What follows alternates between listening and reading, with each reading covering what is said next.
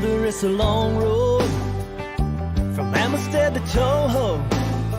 Doesn't matter which way you go, the miles are all the same. But when you finally get there, and when you pull the cover off, then it's time to get a little bit lost out on the lake.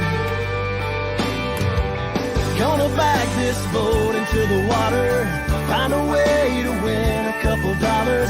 Weatherman says there's a cold front coming down. Bring it on, I've seen it all by now. I can catch them shallow, I can catch them deep. Open water or the back of the creek. Wind and rain to me, it's all the same. I make a living playing this game, and I thank the Lord above every time I can. I get to be a fisherman.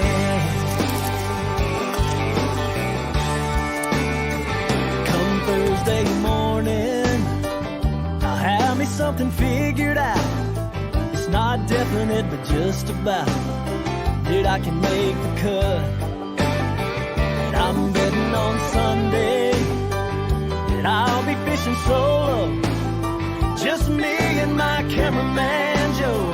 And with a little bit of luck, I'll have just enough. Gonna back this boat into the water, find a way to win a couple dollars. Weatherman says there's a cold front coming down. Bring it on, I've seen it all by now. I can catch them shallow, I can catch them deep. Open water or the back of the creek. The wind and rain to me, it's all the same. I make a living playing this game, and I thank the Lord above every time I can. I get to be a fisherman.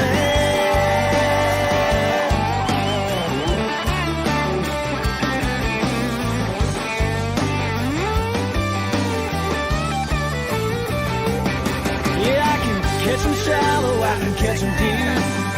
Muddy water or the back of the creek. The wind and rain to me.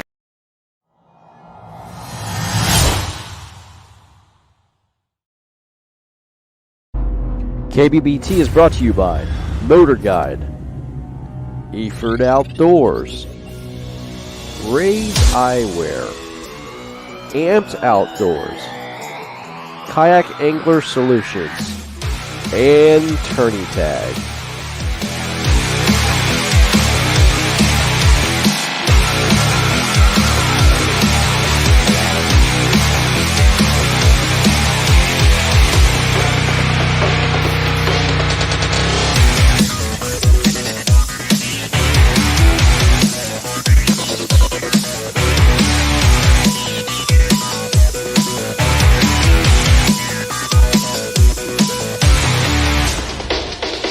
Oh my God, dude. Look at the Let's go! Dang, baby.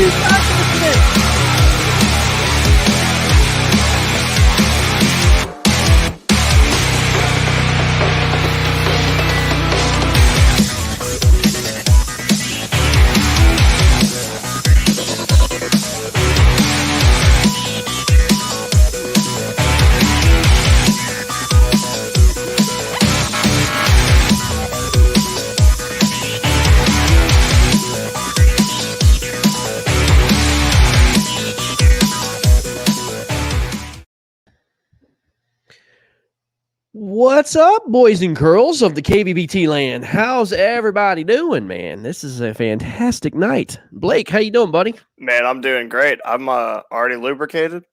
Very nice. I've already had messages saying that they wanted Marcus gone and you to be full-time. And, I mean, man, don't do my boy Marcus like that now. I mean, I'm happy to be on here full-time, but don't do Marcus like that. The Blake Knight Show, man. I mean, you're going to have your own podcast. You're going to have your own, your own movies now, man. You're just a superstar, bud. I mean, I appreciate it, guys. I appreciate that. Yeah, one show, and, all of a sudden now you're sending out autographs and signed T-shirts and all that good stuff, man. Good job. It's just great co-casters setting me up, Todd over there, he's doing the heavy lifting. We all know that. Learning from the best. Guys, here's the deal. We're not running 2 hours and 30 minutes tonight. This bracket's definitely tough. There's no doubt about it. This is probably a 3-hour bracket. Yeah, absolutely. Yeah, we're a little bit longer. Man, really, if people get on and we won't have connection issues, we'll fly through this. Yeah, no doubt. We're looking for smack talking tonight because it happened at like 2 hours and 23 minutes yesterday when it started. Let it commence now. Oh yeah, this is a small smack talking bracket. This bracket is unbelievable, and it's the white bracket or the South bracket. You say, why am I in this bracket? Because you're in the South. I mean, you're in Texas and Florida, and you have bigger fish than everybody else, and we had to rank these guys. Now, it's a gauntlet. This one's the toughest. I mean, by far the toughest bracket. Oh my God! Out of them all. I mean, if you survive the white bracket, you have earned your way, man. You have earned your way. You're going to be beaten, battered, and bruised. There's no doubt about it. But the hardest thing was to do, Todd, I would say, is rank this bracket. This bracket was very difficult. This bracket was very difficult to rank. So many people with great accolades throughout top to bottom. We even took people out of this bracket that were in this bracket originally to try to even out and strengthen other brackets. That is that's the good thing that we're telling, you guys out of the South. We actually had to take anglers from the South and move them to other brackets where it worked geographically and, strengthen other brackets. So, if you guys are in this bracket, it's going to be a fun ride, but you come out and you're going to be a favorite to win this thing. So, Todd, people are telling you to turn your mic up. I think your mic's up all the way, if I'm not mistaken. But how about now? I mean, that's good. Yeah. But I mean, no joke. This bracket is brutal, and Clifton Allen is saying who made up this white bracket. Well, the anglers did. I mean, the anglers did by their location. So that's who made it up. But who seeded it? Me, Greg, and others. Yeah. It was tough, but it was a lot of fun. It was a lot of fun to see this one, man. As I said, it was very difficult, man. But we did it. It is what it is. It's time to go fishing, guys. I'll have to tell you this right now, man. Speaking of fishing, I went out there this morning on the Potomac River. Got out there around 6:30 or so, and we it's what we call super tide. The super tide was in, and I was talking to Marcus about that early in the morning, and I'm like, oh no. And he goes, what's wrong? He goes, I told him, I said, man, there's a super tide in. The whole marina parking lot was flooded.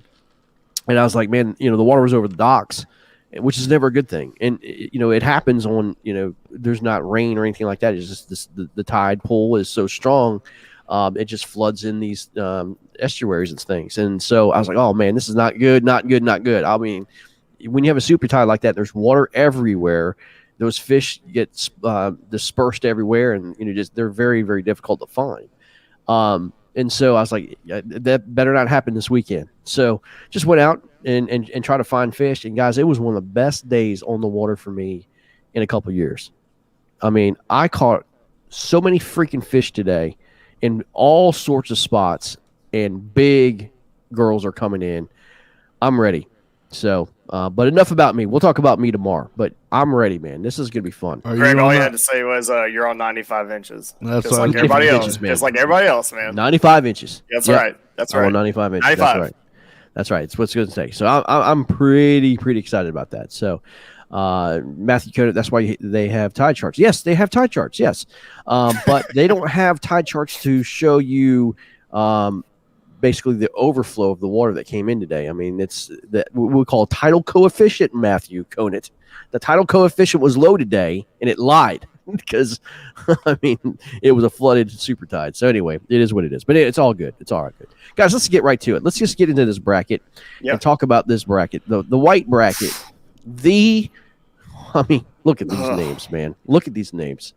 I mean, Texas, Florida, Arkansas, Texas, Florida, Texas. I mean, it's just crazy this bracket is.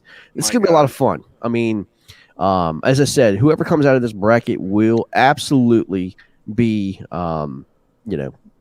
just my hat's off to you. So, but these guys are ready for, I mean, I've talked to a lot of these guys, prior to, and they're ready. These guys are ready for this. So, first matchup we have number 1 seed overall, Conrad Benetti, the guy that needs no absolute, talking about. We all know who Conrad Benetti is. Taking on the 16 seed out of here, Scott Robertson. And I'll have to tell you, man, Scott's taking this matchup very personally. He's ready for this. I don't know if you've seen some of his Bill Murray, whatever, the pictures and stuff. But man, this is good. This is going to be a tough matchup, man. I listen. This is not a cakewalk for Conrad by any means. But Todd, let's talk about Conrad real quick. And what do you think, man? Does he have a chance to get through this bracket? I'd say everybody's chance in this bracket's low, but somebody's going to come through. Conrad is the KBBT Angler of the Year. He won our first bracket. He's done very well lately in live events. He won KAF Okeechobee. And I think he did well in another live event. I can't remember which one that is. If you want to pick me up on that. But man, Conrad, enough said. If you talk KBBT, you think Conrad. You talk Conrad, you think KBBT. It goes hand in hand, and this is kind of where he grew his brand of Benetti. And it's been great to see, and we're looking forward to seeing him move through this bracket here. But Scott Robertson's not going to bow down by any means. And if I'm not mistaken, Greg, this Benetti-Robertson matchup is a Saturday matchup. Is that correct? It is a Saturday matchup. Yeah, they agreed. Conrad had to work, and so Scott was gracious enough to agree. But, as we talk about Conrad, who does not give a damn about Conrad? Scott Robertson. Mr. Scott Robertson. The Cinderella story. Scott, how you doing, buddy? He said the Cinderella story. He made that name, guys. He made that name. I know. What's up, Scott? Scott, man. No, listen, Scott, man. Hey, you're 16 seed out of this bracket, man, and you got to face the man, the number 1 seed in this bracket, man. What was your response? What was your total reaction when you saw your name underneath Conrad's? I wasn't surprised. I only caught 80 and lost to Kyle, but then again, Kyle did make a good run that time. He was putting up numbers, and so it is what it is. I expected to be in the 14, 16 range anyway, so I didn't expect anything different, Well, man, look, now's your time to talk trash. So you could be humble about it, or you can talk trash, man. We prefer the trash talk, but if you want to be humble, that's cool too, man. But man, look, what do you have for Conrad? Let's be honest, man. I'm hearing all sorts of stories. Oh, he got the University of Maryland at Baltimore College upset over Virginia, that 16 beating the number 1 seed. That's what I'm talking about. The Cinderella story. Yes, sir. Yes, sir. He pulled that out. I didn't get to finish it because we had the dog die and today. Oh, so, I heard. I'm so sorry to hear that. So sorry to hear that. So I was working on that. So yeah. But all I gotta do is Conrad better not put up that 84-75 like you did last April. That's true. You did some work, didn't you, man? Did a little research on what he did, didn't you? Yep. So, Scott, are you telling us that you're on 95 inches? I'm on 85. My man. I appreciate the honesty. Yeah, but here's the thing, guys. We kind of touched on this a little bit yesterday. We can get in a little bit more today. South Georgia and Florida's bite is the one that is going to struggle through this, in my opinion. Agreed. It's getting warmer, and the more warm days they got down there, the harder the fishing is going to be, and the deeper you're going to have to go to find those fish that are untouched. Conrad can get there. He can go to the Everglades or whatever he's going to do. He can find those fish, but Scott, it is not crazy to think that you could pull off the big upset of this tournament. Right. Where I'm going, a month ago, Lisa and I were fishing in a tournament, and the guys had live scope on, and they pulled 7-pounder after 7-pounder after 7-pounder off of this area. And I've been back there a couple times. I didn't catch it, but another boat did catch another 7-pounder, and I'm like, why can't I get it? But there's a lot of 5 and 7-pounders where I'm at. So Scott, I'm a Texas guy. Can you divulge to us where you're fishing? Not like no. Conrad can fish it. Okay. No, that's fine. That's fine. It's where Caleb put up his 90 inches and that too. I got you. Know where Caleb was, and if you know where they were fishing, it's the same lake. So you know what that lake can do. So absolutely. It's going to be fun to watch this. Greg, what do you think about this matchup, man? Do you think that it's far-fetched to see a potential crazy upset, or am I getting a little out of my wits here?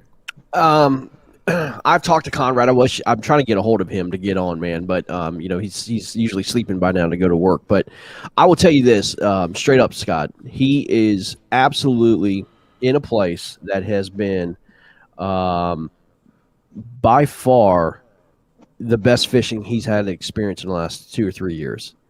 And he said to me, no joke, that he's been putting up over 100 inches every time he's gone out. Now, that doesn't mean anything that can happen on Saturday, but he's on fish. So you're going to have to bring your A game, man. I mean, you're going to have to absolutely bring your A game. Texas is going to have to show out, man. It's going to be fun to see what happens, no doubt. I was hoping he was going to fish with his friend that fished against Jim Levere and only get that.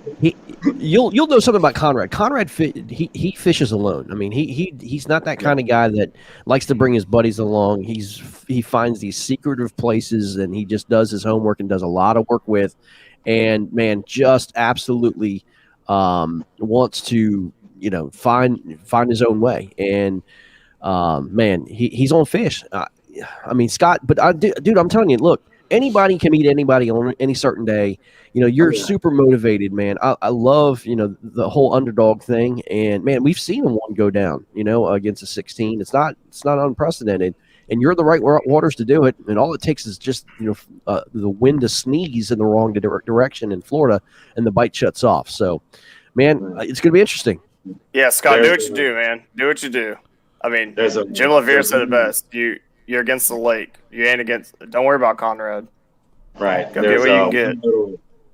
One little lake that I may switch to, which is where I caught my 25-75, and it's only 25 acres. Wow. And it's only kayak. You can only fish it with a kayak. Man, that's awesome. Well, Scott, listen, man, we are deeply sorry to hear about your dog. Man, I tell you.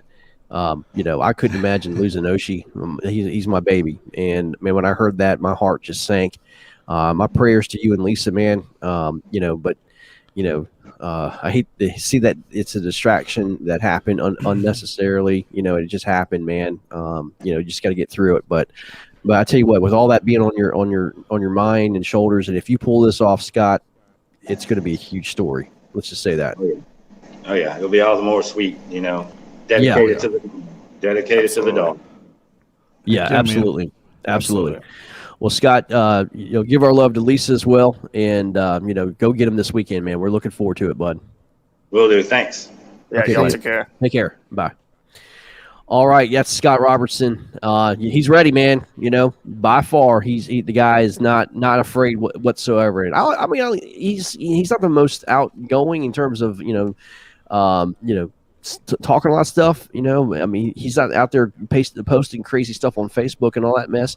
He's just going to let us fish and do the talking, man. I like those guys. Oh, yeah. Before we move on to this next matchup, I do want to say this about Conrad. The road he has to go for anybody giving Conrad mess, man, look at that bracket. Yeah. Conrad will have earned every one of these wins. Oh, man. No doubt. Well, the next matchup we've got is Justin Holly from Texas, who just won a East Texas event, I think in convincing fashion, 103 or 102 inches, taking on Derek Miller from Texas. And Derek is a local legend.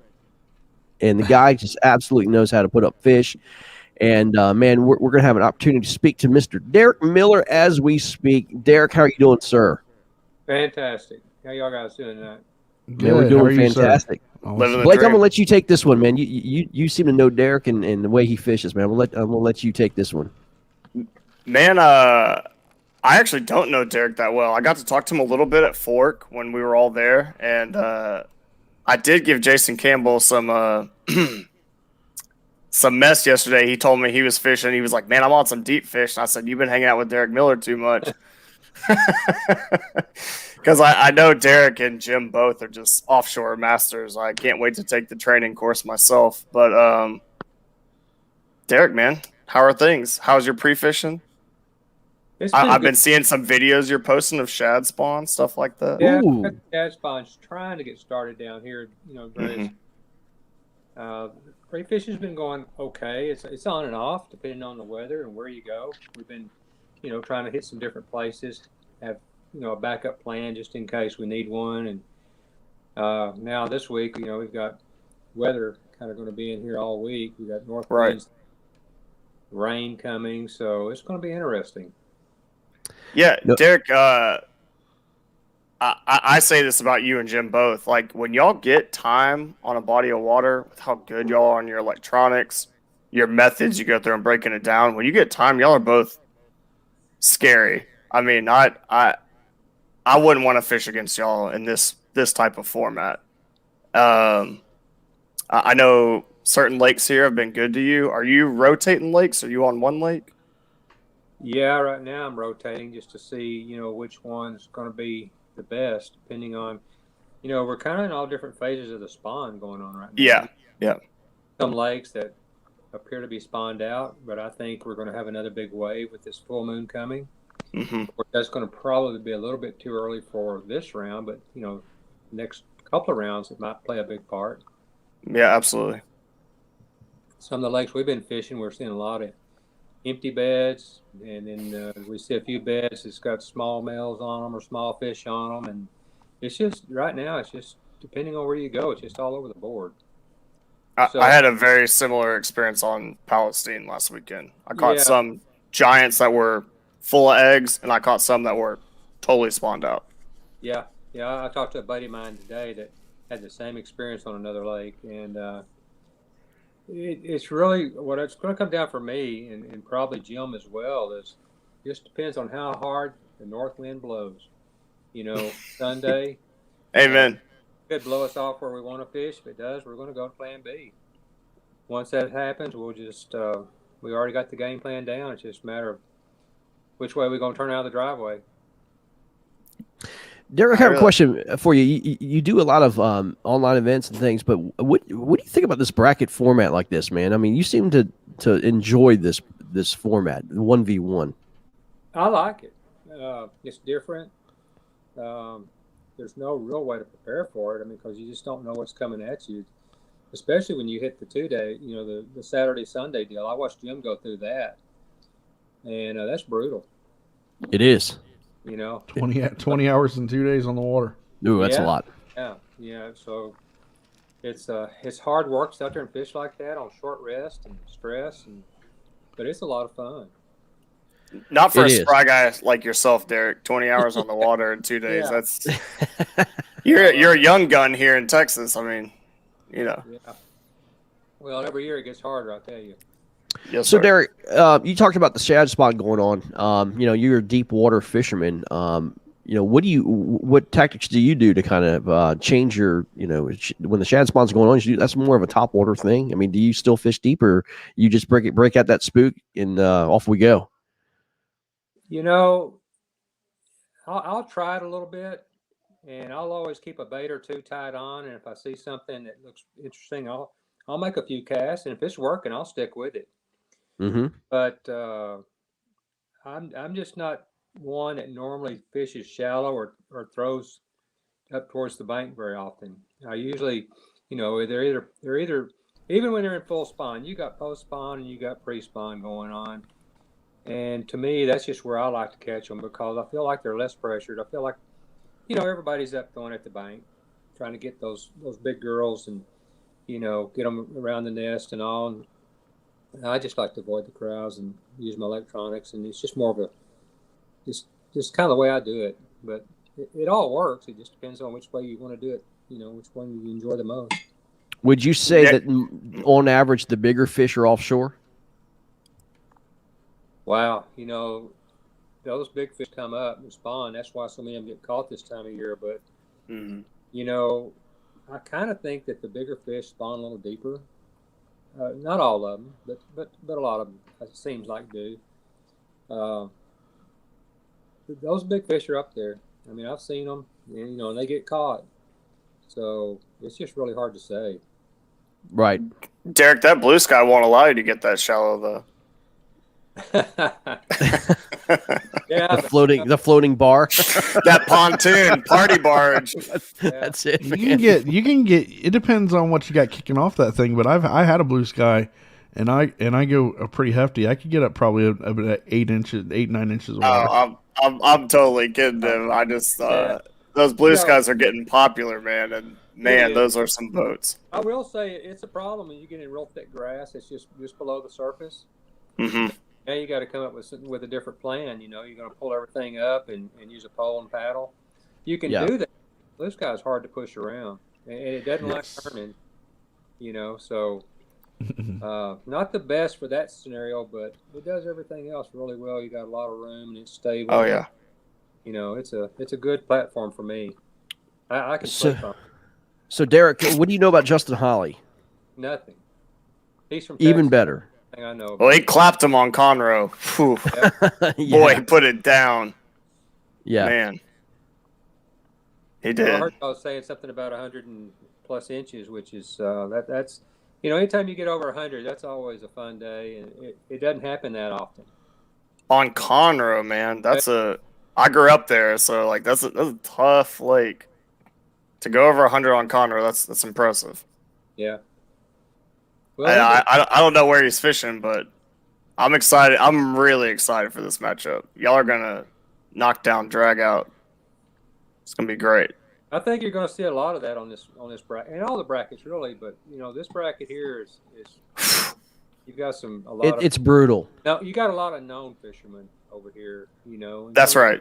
Maybe not so much, but it's going to be brutal. The whole thing is. No doubt. So if you happen to get by Justin and Conrad happens to get by Scott, you have to face Conrad. Are you looking forward to that if that happens? Yeah, he's a character. He'll be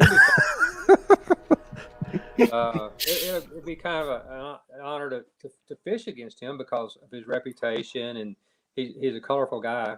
He's for always sure going on. Derek, now's the time for trash talk. I appreciate your respect, but go ahead and tell Conrad what you're going to do to him. I mean, you can. He already knows.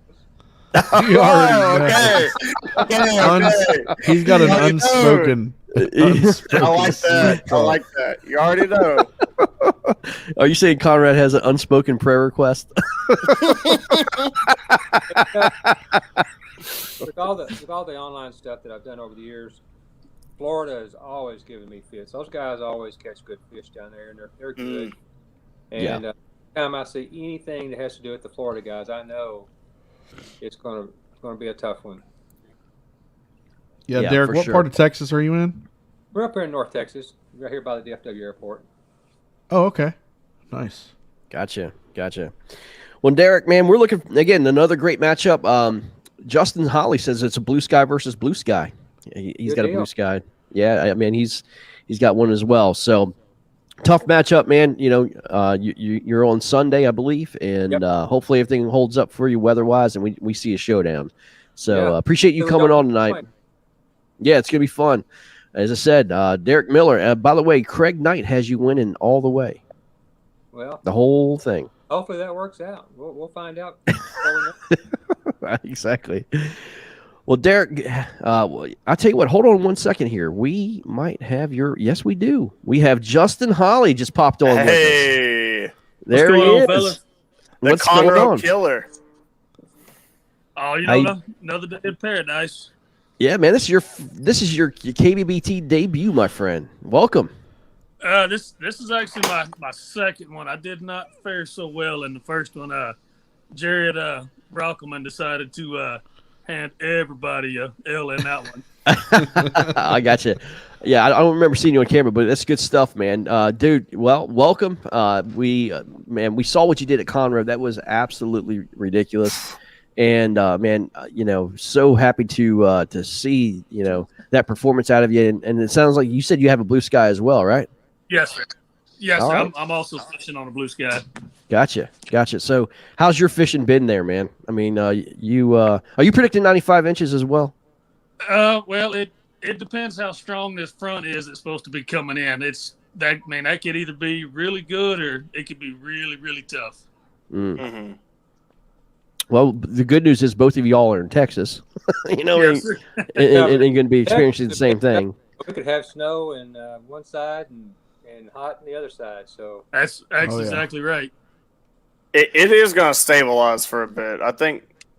I mean, I got a live event Saturday, and I think it's going to be all right. I mean, maybe y'all looking at it a little differently. Marcus Coates says you must be related to Stone Cold Steve Austin the way your accent sounds. Well, I'm not gonna deny it, but I hear you, man. Marcus, that is Stone Cold Steve Austin. Yeah, no doubt. Well, at least if you saw the stunner he put on those Conroe fish, you'd know. And what's crazy is Conroe is that's my home lake, and it normally Conroe is my kryptonite. It normally fishes extremely tough for me, but that day they were biting what I was throwing, and everything just it worked out. I'm from Montgomery, Texas. I fish Conroe a lot. When you put that number up, I had to change my shorts. Couldn't believe it. I mean that blew my mind. That blew my mind. I couldn't believe, I was in the low to mid 90s by 9 o'clock. I mean, I was in shock. And I thought that would have won the tournament, honestly. So Justin, what lake you going to if you want to say? And what do you think that it's going to take to win this matchup? Well, to beat Derek, he is by no means any sort of a slouch. I mean, it's going to take everything I've got and the right conditions, and it's got to be perfect to be able to beat him. It's going to be tough. No doubt, but you're ready for the challenge. I mean, this is going to be a challenge. You know what I mean? I'm ready. Like I've said from the beginning, if you want to be the best, you have to fish against, and you have to beat the best. That's exactly right. That's right. And I'll add a woo on the bottom of that. You know what I mean? Yeah. And right off the bat, if I make it past Derek, boom. There's another hammer just waiting right there in Conrad. If he makes it past. Yeah. But as I said, there's no easy matches in any of this bracket. I mean, every single matchup is going to be absolutely just hammerfest. So yeah, absolutely. I'm ready. Awesome. I love it. We're gonna move on. Thank you guys for your time tonight, man. Good luck, man. Yes, sir. Craig seems to think that this is gonna be the biggest possible matchup in KBBT history. So in terms of numbers, so we'll see. We have high expectations. Well, boys, have a good night. Good night, guys. Good luck Saturday. All right, thank you. Take care, y'all. See y'all. All right. What a matchup. Man, that one's going to be a banger, man. I can't wait to watch that. Next matchup, man. Doug Wilson taking on Keelan Kyle, which, Keelan Kyle is kind of an unknown, but he's fished KBBT and he's done very, very well. And if you don't know who Doug Wilson is, you better get to know. My man, the professor, Doug Wilson. How are you, sir? Hey, guys. How are you doing tonight?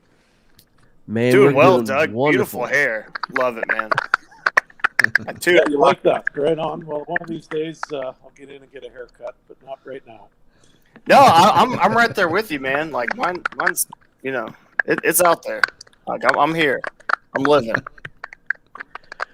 Well, Marcus just commented, Keelan Kyle just had his personal best bag of his life today. That's great to know. That's great to know.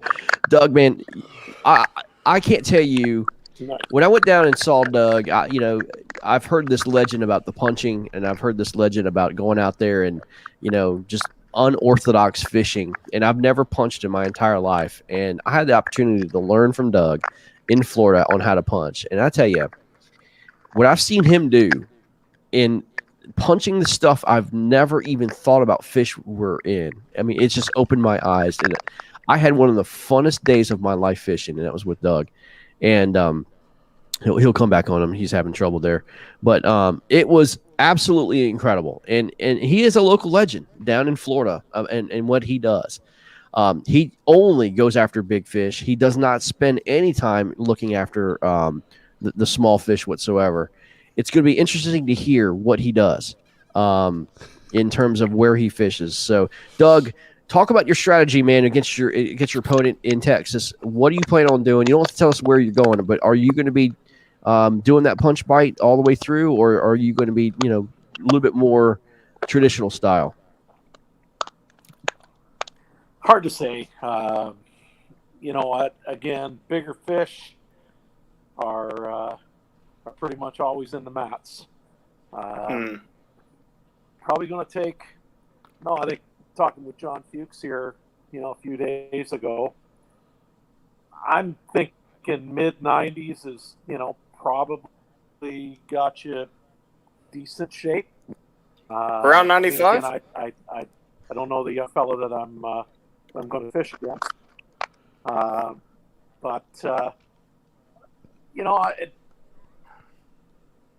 Oh no!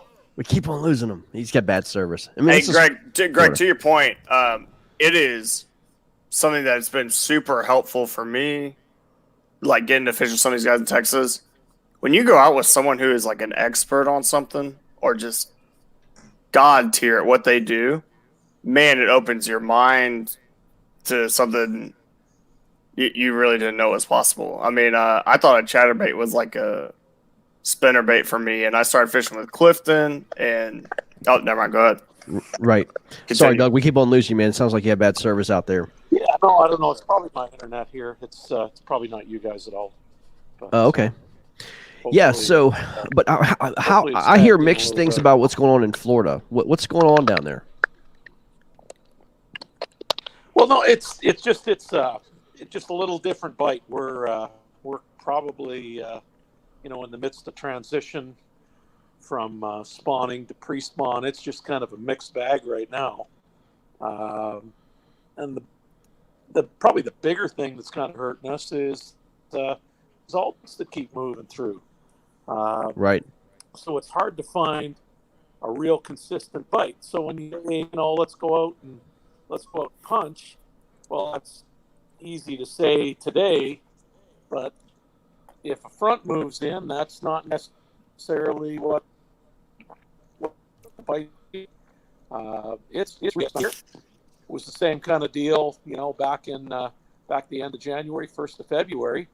It's tough to figure out right now. I mean, any consistency at all. You look at Jason Denise, 77 inches on. Oh, we keep on. Oh man, I know. It's hard. You pay $200 a month for internet, and this is what it does. You know what I'm saying? I said it last broadcast. I'm just going to say it again. How do you go to anywhere in the country, lake in the country, and not have service? I don't get it. It doesn't make sense, right? Right. Right. It doesn't. It doesn't. Okay, thank you. We're with you, man. Sorry, we'll right, just keep Doug. on bringing you in, but Just keep bringing it. Yeah, there we go. Back again. Yeah, that's okay. No, it's kind of it's a really weird bite. I have not really put a good bag together this year. I mean, I shouldn't say that. I mean, I think I had a 106. Probably a better day than that going, which kind of sounds a little silly, but 106 with a 17 is my small fish, if that gives you any idea. And that got lit up in probably an hour and a half. I went back. It was a new lake. Hadn't really ever fished it before. Went back, fished it 3-4 days later, thinking, man, I'm going to kill it this place. I think 15. I had a Jason Denise day. I don't think I put 77 7 inches together that day. Wow. So it's just it's a little crazy right now. So we'll either get a good day, an in-between day, or an epic day. It's a guy kind of questions whether it's something that I'm doing wrong, and it could be. Hard to say. Really hard to say. Yeah, I mean, I know. And a lot of these Florida anglers are silently confident, but they have that in back of their mind that it could shut off at any time. It's the hardest part of picking that bracket for me. Yeah, I this time last year, I mean, it was relatively consistent. Not obviously not all over it. It was relatively consistent. We still had really good days and off days and on days. It just feels different this year. The bite is not. I can't believe how many bites a guy gets. And again, some of them are panfish. There's no doubt. But there's a lot of them that are bass. But actually getting them to take the bait, it driving a guy over the deep end. And I know I kind of went through a little bit of this even last year. But man, it's just like I said, it's a different deal this year. I can't no real explanation for it. Still big fish, but just no big bags. You're experiencing what we experienced last year in Virginia. There's no doubt about it. It's just hard to explain. It seems like the fishing is just a struggle the entire time. But Doug, look, here's the deal. You went through a 128-man bracket. This time last year, you won the whole freaking thing. You were very familiar on how to win, and you know how to do this. And it seems like every time that the going gets tough, he just gets right back on the horse and just absolutely destroys people. So, him being a 5 seed certainly is a shocker in this. But in terms of being able to go out there and put fish on the board, Doug Wilson will absolutely do it. No questions asked. I am not worried about it whatsoever, and he shouldn't be either. So, I mean, in this bracket, I don't know if a 5 seed is an insult. No, I don't think so either. I mean, that's an honor to be a 5 seed in this bracket. And one other thing is we have 3 KBBT national champions in this single white bracket alone. 3. Oh, yeah, no doubt. I mean, exactly 3 champions. I mean, that's ridiculous. So, it is. But again, you got to go through it, and it's just it's a cause and effect of where you're from. So, but Doug, we're going to let you go, man. We appreciate you coming on. Good luck, man. As I said, I mean, of all the people in this bracket, who I'm most curious to see who does what. It's Doug Wilson versus Keelan Kyle, and see what kind of numbers Doug can put up. Should be a heck of a matchup. Texas is fishing well. Yep. And again, we've got historically well. We've just got a crazy deal going on, so it's either going to be we're either going to be real tight, or it's going to be a runaway by either one of us. And I really don't I don't know what it's going to be. I've got no idea. So I do have one question. Are you going to be fishing anywhere near Danny Gann? No, I tend to rock it, and again, this is. I again, kind of a crazy deal. It was out there Monday. Probably did about 90 inches. Got a nice, got a nice 6 1/4 pound, 22.5-inch fish. 19 and an 18. Oh man, we keep on losing them. Well, yeah. It's going to be a heck of a matchup. I'm sorry we didn't speak more to the Killian Kyle side, but I just don't know that much about him. I don't either. I mean, okay. Again, he is really well. He is really well. Doug, we're gonna let you go, buddy. We're gonna going in and out, but we're gonna let you go, man. We're looking forward to it, man. Again, I'm very interested in what kind of numbers you put up, man. And again, do your thing. You know how to do it. It's gonna be lots of fun. It will, man. Well, Have a thanks for good one, joining us Doug. tonight, man. Hey guys, take care. Sorry Hey, Doug, care. good luck Saturday, man. wasn't in a- Take care. The professor. That is Doug. Uh-oh. Oh, I'm here. Sorry. That Okay, yeah. Doug Wilson Greg Nusar is. kicks himself. I was like, all right, Todd, it's our time to shine. What up? No, I mean Doug's window popped in and out of over top mine, so it's no big deal. It's But all good. anyway, the next matchup is J.R. Maccabee. Man, Woo! J.R. Maccabee versus Brad Kennan, and Oh, God. these guys have been talking a lot of crap online. Good. Actually, JR's a little bit more subdued than he was last bracket. But Brad Kennan, man, he's been coming out of the woodwork talking some trash. So, but let's go ahead and get Mr. Maccabee on right now. JR Maccabee, how you doing, sir? How's it going? Man, What's are you up, excited or what? Oh yeah, super excited, man. I'm ready to get this thing going. Me too, man. Dude, dude, this has been the longest freaking week, man. It's been awful. I'm ready to go. And what sucks is I got to watch everybody fish Saturday before I can go fish Sunday. You know what I mean? Right, So, right. What is today? Hey, let me tell you guys, as a Texas angler, there are like a few set rules in life. It's like death, taxes, and watch the fuck out for J.R. Maccabee. Sorry for the F word, Greg. Like, that's all right. Man, yeah. When I sign for a tournament in Texas and I see J.R. Maccabee, I'm sad inside. I'm not happy about it, man. Like, this dude is a hammer, man. Like, JR, you've been killing it this year. Your confidence has got to be sky high man. right now. Yeah, I've had a really good year. This first part of the year, I've been pretty much. Don't sugarcoat it. Really good year, dude. You've been crushing it. You've been crushing. Man, I it. appreciate all that. of us Texas I guys right that. now are like, "What's Jr. doing?"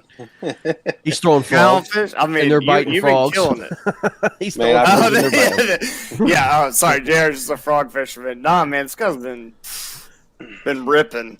So, Thank you. I really Jared, when you appreciate saw the 4 seed come out, when we did the bracket reveal, man, what was your response to that? What would you think about that?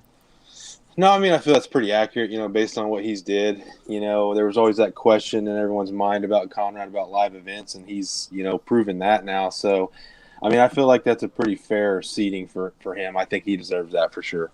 Yeah. So when you saw the white bracket itself, you had time to look at it, man. You have your hands full, but I think if there's anybody in this bracket that can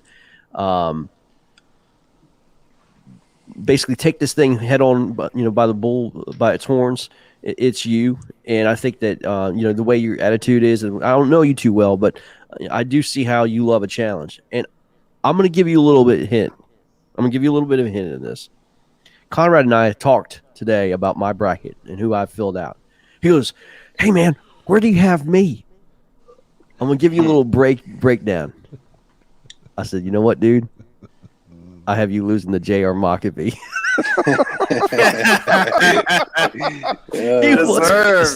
He was pissed. He goes, "I've already beaten J.R." I said, "That was J.R. last year." That was JR last year. I said, I've got you losing to JR, man. He goes, "You got me." I'm like, I'm just telling you, I got a feeling about this guy, man. I remember how feisty JR was last year whenever I didn't know who JR was and I picked against him. And he's like, "You ain't picking against me again." Right. Bad choice. JR come out swinging, Bad man. choice. So Nah, JR, man, if you lose to Brad Kennan and bust my brackets, man, I'm gonna be pissed off. You don't got to worry about that. There's one thing, history tends to repeat itself. We'll just leave it at that. Stephen That's right. Kennan says Brad wins by 6 inches. I don't Oh know. man. I'll have to have a bad day. How bad of a day? Yeah. Well, if I 95. had to put a number on it, no, I'll be realistic. Somewhere around low 90s, 90 to 93 is what I think. Gotcha. That's what you think it'll take to win it? Say that again. You cut out, Todd. No, JR That's said that was is that his what you bad think? day. Is that your bad day, or is that what you think it'll take to win it? No, that's what I think it'll take to win it. Oh, So a bad day. You're talking 87 inches, 88. Yeah, upper 80s. Yeah, mid to upper 80s. I heard Brad is so confident in his fishing and his spots. He's not even pre-fishing against for you. He's not even pre-fishing. He's just winging it. That's fine. I haven't fished that the last 2 weekends. I haven't did any kind of pre-fishing. I just kind of took some time, spent it with the family because these next couple weekends I plan on being gone. So man, that's brilliant. You plan Brilliant. on being gone. Yeah, Smart. You might want to plan on like this weekend, next weekend, right, and then skip a week, and then the weekend after that. Yeah, for sure. That's what I'm hoping for. That's what I'm planning for. Saturday I'll be fishing still. I got a live event for cats on Lake Fayette, and then I'll turn around and go somewhere different on Sunday. So. Oh, on Fayette, huh? I don't know. You don't know how to fish that lake, right? No, not at all. Yeah, I didn't think so. I didn't think so. Rodney Kennan says 2 Kennans in the Elite Eight house. Nah, I'm sorry, Rodney. I'm sorry. I'm sorry, man. I'm sorry. It's those drugs that he's been getting. You know what I mean? I'm just sorry. I really am. But you know, there's J.R. Mockabee, right? Yeah. Oof. Yeah, that's right. Oof. JR, so let me ask you a question. A lot of anglers point to an event or a situation where the light bulb just clicks on, and all of a sudden, they weren't in a funk, so to speak. They're just kind of just strolling through, but something happens to where their game just gets elevated. Can you point to a certain time in the last couple months that the light bulb clicked in, and all of a sudden now you're just absolutely a force to reckon with? Yeah, around last fall, when we fished the Lone Star Throwdown, I got a top 5 in that event. And, moving down here from Illinois 4 years ago, I listened to way too much dock talk and way too many people, tell me that I should have did this or that. And once I started fishing in my strengths and my confidence baits and knowing that they still work down here, I mean, that's when that light switch went off, and that's when everything kind of started clicking for me. So I just go out there. I don't listen to anything around me. I go do what I'm good at, and usually it tends to work. So that's probably when it really clicked in my head that, just go out there, fish your confidence baits, and it'll work out. Boy, that's speaking good word, man. Life lessons right there. I've had to talk to other people, including myself. Stop listening to dock talk, man. Don't let other people influence your game. And that's when you start really sucking, man. Yeah. I mean, you're trying to fish their game.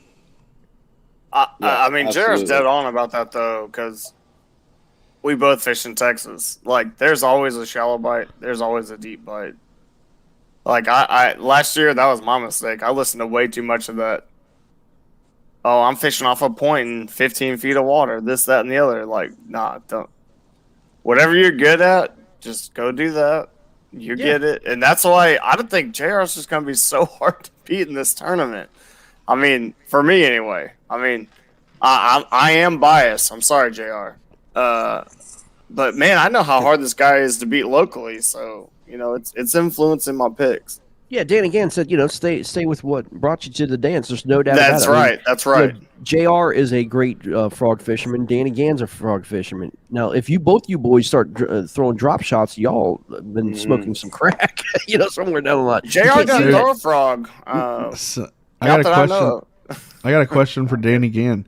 Does that mean that I just stick to a wacky rig Cinco and catch one fish and just keep hoping that gets me through, or what? Uh-oh, Todd. Treading dangerous ground here. Treading dangerous ground. Yeah. But I like it. I hear you, man. Hold on. JR just got off there. So you must have had a phone call or something come in. But I mean, we were talking about, you're a frog guy, and, Danny Gann's a frog guy, and both you boys start picking up drop shots, man, something's wrong. You know what I mean? That's like who you guys are, Yeah. Yeah, that'd be something bad would be having to go on that day. That'd be terrible. Or Ned rigs. Somebody told me kind of drop shot, Ned rigs, nothing like that. Yeah, I was over at a lake out west of Dallas. I think it was Wheeler Lake, and I think that's right. Anyway, I was out there, and I asked the guys, met up at the dock. I said, "What are we going to do today? What kind of fish are we doing?" He goes, "Oh, we're gonna be drop shotting some ledges." I'm like, Drop shotting some ledges in Texas? Are you freaking kidding me? I'm like, is this like New York, man? I'm here like throwing, frogs and buzz baits and chatterbaits and things of that nature. That's what I came to Texas to do, not drop shot ledges. But that's what they do there. It's crazy. And I'm like, man, this is not my game. I felt so uncomfortable, man. It's not my thing. Lost JR. He says connection's bad. Yeah, that's okay. That's all right. Some of the best Texas fishermen I know, they throw a chatterbait and a Senko. Wacky worm, whatever you want to call it. Let me come to Texas. And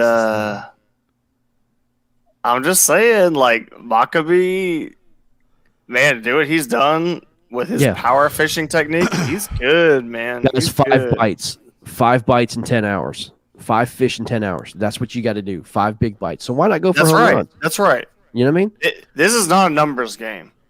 It's not a numbers game. No, it's not. No, and again, 1v1, you got to beat the guy in front of you, and you got to go big. Yep. So it's time to learn. Greg, for what you're fishing today, man, you had tons of bites. Yeah, but you had those good bites. Yeah, that's the difference. Well, again, what I had to do is, like we were talking about with, gosh, who we were talking to yesterday? We were talking about, it was Marty Hughes. You have to plow through the smaller ones to get to the bigger ones. You know what I mean? And so it was a numbers game, and I found something a little bit different, and it was great. So, but anyway, JR, again, man, against Brad Kennan, going to be fun. I mean, but you know what, guys? I mean, look, I know where Brad might be fishing, and that area could put up some big numbers, man. So again, it could be a bracket buster. It absolutely can, 100%. Yeah, and with his dad, Rodney. For those of you filling out your bracket, and I know we're not picking, but like, who do you realistically have? I mean, we already heard Greg said Conrad JR, so that knocks out, and that means that JR is going to the Elite Eight house for Greg. What do you like here, like Blake? I mean, this is like such a scramble. When I look at this, I see like nothing but scribbles. The one I really am just torn over is actually the Conrad Scott Routzer bite. I told Greg this earlier, man. I am having so much trouble picking Florida. Their bite just, the wind, like Greg said earlier, it changes an inch. I will say this, though. We've seen Conrad when the rest of Florida struggled, but Conrad manages to be that guy that finds them. I'm not doubting Conrad's ability. Just remember what Scott said, though. It's Conrad, last time we did this, he was at 84 3/4 inches. I fished with Conrad on Kenansville, and I put up like 86. He put up like 84. So, this was Kenansville. And, I mean, it can happen. So, I think. But that Derek Miller, Justin Hawley. I think that the winner of that beats Conrad right now. In my head, without watching Conrad fish her first round, I think that 8-9 matchup upsets the number 1 here and moves out. And then out of the bottom, man, Doug Wilson, J.R. Maccabee are the 2 guys that are in my head, and I like J.R. Maccabee out. I mean, it's gonna be fun. I gotta look and just think about it. But this bracket, the top side right there for who's gonna get that Elite 8 bid out of those top 8 guys right there, that's gonna be fun. Todd, in my mind, I am something similar. I just don't know where to put my eggs in the basket on the 8-9 matchup. I know what Derek Miller can do. I know what Justin Hawley can do. And I don't feel good about either way. I just don't. I just don't. Like, that's a harder pick for me than any other matchup in this bracket. Yeah, it's gonna. Yeah, I agree. I mean, I trust me. This was very, very difficult. Well, the next matchup, guys, we have Jim Levere, the winner of the last national qualifier, taking on Joel Spear from Arkansas. 6'11" matchup, man. Oh man, and man, if anybody's I think made a game for himself, might have caught 105. He did, not 95. Oh, sorry. It was 105. He broke the national championship record on that day, 105 inches, and the guy is just absolutely unloading. I mean, just slabs. He's a beast, man. He carried the Bandits in that first matchup. No doubt. Here's Jim Levere. Welcome, Jim Levere. How are you? He's wearing a Raging Cajuns, Louisiana. I am Louisiana. Nice. Born and bred. Well, there you go, man. Exactly. Well, Jim, man, I tell you, everybody was so impressed of your performance, and everybody in this particular community, may not have heard you, before, but Marcus kept on toting the Jim Levere flag, and we kept on saying, okay, let's see what happens, and then we saw the little KFL preview, and your preseason matchup, and you carried the team at 180 inches or something like that, 200, almost 190 inches yourself. And then I was okay, that's pretty decent. Then goes through this bracket and just it was a buzzsaw. And I guess my question for you, Jim, is can you continue this momentum all the way through? Well, I went out. Derek and I went out Monday. Went to the lake we really want to fish. I had 102 and a quarter. I fished it the way I would fish it this weekend. So different wind. So I think a lot's going to depend on wind velocity and direction for me this week and whether or not I can catch the fish that I was on. But if the wind doesn't destroy where I was fishing, I feel like I have a lot of pressure on me now, right? Based on what I did in KFL. You do. And what I did in this last round. You are a favorite. I will tell you this. I've seen some brackets. You are a favorite in a lot of people's brackets to take it all. So, Jim, I'm so sorry you're victimized by your success. We're all crying for you. Todd, myself, and Greg are all in tears over the pressure you have. We all feel bad. I'm so sorry. Well, I don't have pressure till the minute I get in my kayak on the lake, and then that's right. I go fish. That's right. You told us you versus the lake. Yep. That's right. Yeah, Jim, I know I didn't get to tell you personally, but congratulations on your win. It was very impressive, and looking forward to seeing what you can do here in this meaningful bracket, the one that is for all the marbles in the 10K. The win wasn't meaningful, huh? No, it was. It was. But that was the one that you wanted to win to get into this one, and this is the one that if you can go back to back, that'd be very impressive. But I think you're on a great water and good bite, and I think that you've got a lot of momentum going for you here that could carry you into that Elite Eight house.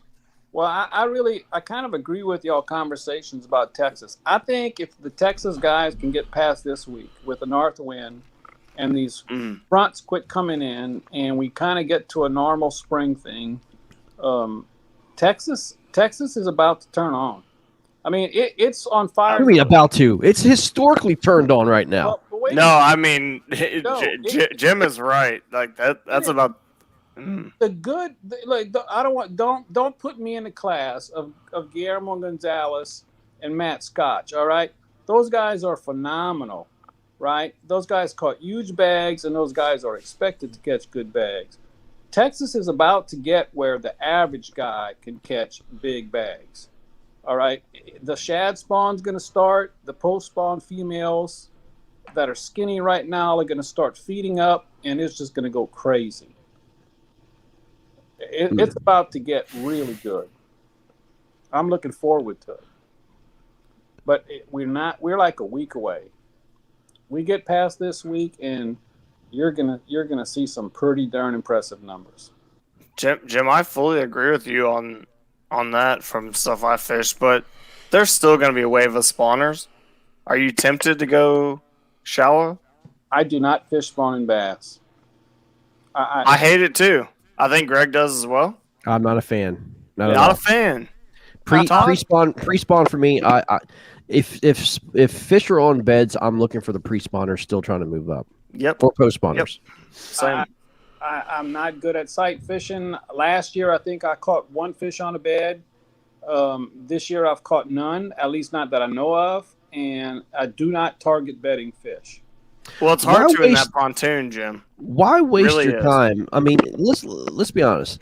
If a fish is locked on the bed, a lot of times, my experience, especially if they're getting ready to spawn, they're not interested in your bait. And I've seen guys literally take an hour and a half, 2 hours to catch one fish. And dude, the clock, you're fishing against the fish, but you're also fishing against the clock. And why did you try to risk yourself trying to catch that fish when it may not bite? And how many times have you thrown that bait in there and that fish spooks off? You know what I mean? Well, it's just keep in mind, at any one given time, I would bet you that there's not more than 20% of the fish up on beds. So you got Agreed. you got 80% of the fish who are potential feeders actively feeding, like you said, Greg, versus you got to really tick them off before finally they'll go nip at your bait and not really wanting to eat it. They're just wanting to kind of say, get away from me. Right. Right. I'd rather fish for the 80% of the fish. Me too. Agreed. I totally agree with that, but we saw a Lake Fork event one on that. What? Not this year, but last year? Cody Milton, I mean, he caught the 5 fish he did the day before. Yeah, I mean, it's a thing in the spawn. That's why I don't like it. You definitely can do it, but you got to be good at it. And you guys were talking about this earlier, sticking to what you're good at. I'm not good at it, so why would I want to try to go do it? I'm Me good neither. at That's great. That's great. Amen. That's great. Well, Jim, I mean, you're coming off this victory and and everything else. I mean, are you prepared, mentally, physically to take this grind on once again and go all the way? Oh, definitely. I mean, I'm a retired in January mechanical engineer. I was the guy with the company I worked for that was, when things went bad, give it to Jim. I kind of strive on this. It's part of my personality. So this is what I live for. And I used to complain about it at work, by the way, but you know what? It's what turned me on. And this is the same thing. And fishing in general is the same thing. Which is kind of why I say when I get on the lake, it's me in the lake. Because I approach every day on the lake the way I approach everything. It's me tackling the lake. I got to beat it that day. Yep. And I love it. I don't do it every day. It wins sometimes. But sure. There are days that, like last weekend, that was pretty phenomenal. Yeah. I mean, 105 good. Yeah. Well, it wasn't a personal best. I wish I could have caught one more. Well, we're real sorry about that, Jim. I mean, I personally apologize for that. I'm so heartbroken. I'm crushed. I'll have to tell you a story. Jim was fishing and Marcus was on the phone with me, and Jim gets on the phone. He goes, "You tell that freaking Greg that don't you ever bet against Texas. I just caught a 24." I'm like, oh, it's over for Jason. Oh, Jim just speaking truth, my man. It's over. It's over. I was dying laughing. I'm like, yes, sir. You were my motivation. I'm going with Florida. I mean, come on, dude. You're going with Florida? You know what, though, man? Here, like I said before, my heart's in Florida. I grew up in Daytona Beach as a kid. And, I know what Florida can put up because, it is what it is. I love Texas. Don't get me wrong. I'm a huge Texas fan. I mean, after being down there and the people of Texas and, what they stand for, man, I love Texas. But, when you're an East Coast guy, you're an East Coast guy. You know what I mean? It is what it is. It's hard to go against them. But I don't know. It sounds like to me, though, to be honest with you, talking to some of these Florida guys, man, there's a lot of doubt in their heads. I mean, they know what they have. Some of them have a little doubt in their heads, and we're going to find that out. Well, and look, I'm going to tell you, the weather in Texas throws a big question mark out there. So I will be worried all week long about what this front's going to do. They always start the week saying, 10-mile-an-hour winds, then it's 12 miles an hour wind, and by the time you get to the weekend, it's 30-mile-an-hour wind. Yeah, that's right. And that could blow everybody that you talk to tonight. It could blow all of their plans out the water. Yep. So to say that I won't tell you that I'm sitting here going, I have no worries about this weekend. I will be worried all the way till Sunday morning. Yep. But Sunday morning, I will, like Derek said earlier, we're going to turn either right or left, and we're going to go fish. That's right. Simple. Very simple. That's right. Well, Jim, we're gonna move on. Thanks for coming on again, my friend. Hey, we just got done finishing up the KFL video and have a pretty good clip of you fishing, man. It was really good. So I'm actually probably going to be releasing that KFL preseason video tonight. Hope you can check that out on the KFL YouTube page and Facebook and all that stuff. So, but yeah, Jim, you were a big star in that event, man. So check it out. It's really cool. All right. I'm looking forward to it, man. Yes, sir. All right, Jim. All right. Take care of yourself, man. Good luck. All right, that's Jim Levere. Hey, speaking of their cold front that's come through, I just checked Dallas weather. 80 degrees today. It's a 10-degree drop, and it looks like they're just going to slightly drop a couple of degrees a day all the way into Saturday. Then you got a little bit of a warming trend from actually Friday into Saturday into Sunday. You're back into a warming trend. It looks like it's going to be breezy on Saturday, but the Sunday guys that are in this side of the bracket for Texas, it looks like it's going to be nice. But that's the Dallas-Fort Worth area. So I haven't really checked the rest of Texas, but it looks like Sunday for these guys that are all going to get to fish this side over here. It looks like Sunday's the better day of the two to fish. Todd, with it stabilizing, I think it's going to be fine. I think these Texas guys will still show out. In my opinion. I would say going into Tuesday night into Wednesday, the weather's going to be what they're calling for. You're going to be pretty daggone close. Yeah, definitely. Well, guys, next matchup, Rolando Nandon. Oh my gosh, I forgot about this one. And Daniel Glenny. Now, man, we didn't get to talk about Joel. I'm sorry, Joel. No, we did. We talked about Joel a little bit. But Joel, I mean, it's just Joel himself. I mean, I'm trying to get him on, but I mean, Joel, he's not afraid of these matchups. And we've seen Joel make runs. And I don't know what kind of bite he's got going on in Arkansas, but I'm telling you this, what I'm in here in Dardanelle, Arkansas River, Conway, Ouachita, there's some big fish being caught. Is it enough to beat Jim Levere? I don't know. But if that happens, if Joel beats Jim Levere, if Jim just has a crap day and Joel beats Jim Levere, I mean, look, it's going to just be unbelievable. Unbelievable. We can sum it up with Joel, you better bring your A game. I mean, that's it. Beyond A. I mean, it's got to be A+. Oh, yeah, absolutely. Absolutely. It's got to be A+ for sure. You're right, Todd. That's everybody. But Joel, yeah.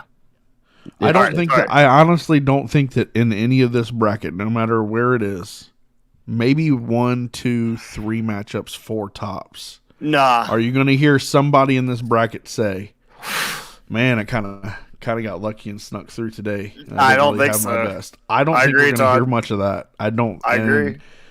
Everybody's going to be like, "Man, I gave it my all today. I thought I had it won and I lost. I can't believe it." I think we're going to hear more of that. Agreed. Oh yeah, no, I agree wholeheartedly. Sorry, this next matchup, Rolando Nandon, talk about another guy in Texas that's on fire. Definitely on fire. And on fire. Yeah, no doubt. Definitely on fire. But Daniel Glenny, we have him ranked as a 14 seed, but we've seen Daniel. I think he was facing Jim Levere in the second to the last round, or I think the second round. And Daniel Glenny gave Jim Levere a run for his money. And, I mean, came up just short. Just short, I think. And I believe that Jim was scrambling trying to catch those last fish to beat Daniel. But, again, we've seen what kind of, numbers that he can put on. But this is going to be, Orlando's a machine. And you're talking about guys who've been doing really, really well in live events. Orlando's definitely done so. Orlando's had limited success with KBBT. It seems like to me every time that Orlando has a little bit of bad experiences is when his weather just turns to crap. And, those South Texas winds really get cranked up and it just ruins his fish. But I don't know. It's going to be all dependent, like we said. But guess who we have? We have Mr. Daniel Glenny on the line. Hey. How are you, man? What's up, Dan? Welcome. I'm good. Well, my friend, you are going against an absolute hammer, but I'm sure you're ready for this, right? Yeah, I'm used to facing against Rolando. In fact, JR mentioned that he was fishing cats. I think we have an echo. Is your computer turned up? Yeah, I don't know if your computer's. Okay, sorry. I thought I was going crazy. No. Yeah. But I think anyway, he was probably watching it. But Dan, all good. All good. We got you loud and clear, bub. Yeah, you're good. Okay. But so anyway, you have access to your. I got 3 more in this room. Okay, don't flex on me. Just tell us about your fishing. Okay, I'm already hurt. Just carry on. Oh, and all these except that one was shot with a bow. Ooh, Okay. Ooh. So Daniel, please. No, so fishing Rolando. Mm-hmm.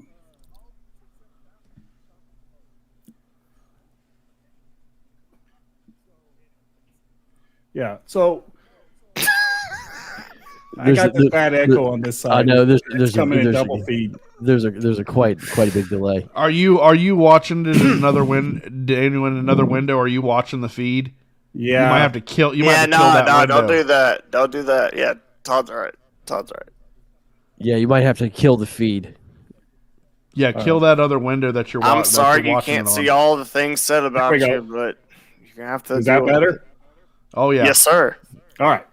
So yeah, I'm used to fishing Rolando. In fact, JR mentioned cats is Saturday. We're all three fishing cats on Saturday. Right. So Rolando and I fish a lot of the tournaments together. So I'm very familiar with Rolando and how he fishes, and I mean, yeah, he's been consistent since the beginning of the year. So I know what to expect with Rolando. Now we're fishing Sunday, so after Saturday, we have to make a decision. Do we venture off to a different lake? Do we stay on the lake that we're at? I think Rolando will probably, from what I understand, probably go to a different lake. I'm still undecided come Sunday if I'm going to stay at the lake I'm fishing at or go to another lake. Jim kind of mentioned it earlier about the winds, and I know, Todd, you mentioned about Dallas-Fort Worth area, but the winds are going to play a big factor in how Texas fishes and what part of Texas that you're in. It may look good up in Dallas-Fort Worth on Sunday, but right now, I'm seeing 25+ mile an hour winds for possibly Saturday and Sunday. So, and what part of Texas are you in, Daniel? So I'm out of San Antonio. So you're San Antonio as well. Gotcha. Yeah. So, but in all the lakes that I kind of looked at potentially fishing, I'm going to have to face the winds regardless. So it's just a matter of what lake I feel comfortable with fishing in the wind and just go fish my game and see what happens. Well, we have Mr. Rolando Nandon on right now, my friend. What is up? What's going on, guys? Man, welcome. Welcome back, man, to KBBT, bro. Yeah, glad to be back, man. It's just a lot of fishing going on during this season, so it's hard to get into those all the tournaments at the same time there, Yeah, well, Daniel was just talking about you possibly could have 25 mile an hour winds this weekend, man, as you guys go fishing. Yeah, it looks like a northeast wind at 12 with wind gust of 22 on Sunday. Yeah. And depending on what lake you're on, it can be a game changer the way the wind comes across that lake. So I think for the Texas anglers that are facing Texas versus Texas, I think it's going to be close matchups, and it's really going to come down to probably those last couple hours and what you can upgrade.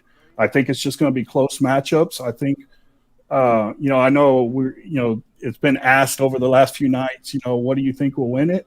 And I think Jeff Isom hit it right on the head yesterday when he said 1/4 of an inch. I think you're going to see a lot of matchups being won. I agree. By 1/4 of an inch or 1/2 inch, especially Texas versus Texas, because how this wind is going to affect the fishing here is going to be key this first weekend. No doubt. No doubt. I mean, Rolando, you're no rookie when it comes to this bracket. You have a strategy, and it seems to work out for you well. You know waters, but I guess what's one thing is you're used to fishing with other people in different areas, and across the country. But now you're facing a guy that's right in your backyard. Does that change your strategy at all? Fish against Daniel? No, Daniel. I've fished against Daniel before, and we all kind of know the lakes a little good. I feel like he knows choke better than I do. I don't know if he's going to end up there. There's a tournament going on there the next couple of weekends, but he has the potential to definitely knock me out. So I'm not going to take him lightly. And I think that it's like he said, it's going to come down to a quarter of an inch, and I'm not going to really change my strategy a lot because we're used to fishing, against each other, and we both seen what we can both do. It's just going to come down to how you're going to manage your day based on that wind, and if it's a good bite for everybody, like I anticipate, I think a little bit of luck is going to play into it, making sure those fish cooperate, because I think that bite's going to be fire this weekend. And that wind being the way it is, if you just go out there and you know what you're doing, you're going to work. It's going to work in your favor, and it's just going to be a matter of just having those bigger fish. I'm excited, man. This certainly could be some fireworks. Here we go. You know what I mean? Okay, so Daniel, what's your number in your head that you have to hit to beat Rolando? Quarter of an inch. I like it. Quarter of an inch. I'm serious. After hearing it just Jeff, doesn't matter, right? Listening to Jeff last night, and when he said a quarter of an inch, it got me thinking all day long. And yes, I mean, yeah, I can look at that big number. I just need a quarter of an inch. That's what I need, a quarter inch more than Rolando. And so it's just, I'm going to go out there. I'm going to fish my game. I'm going to have fun and, and see what the lake gives up to me.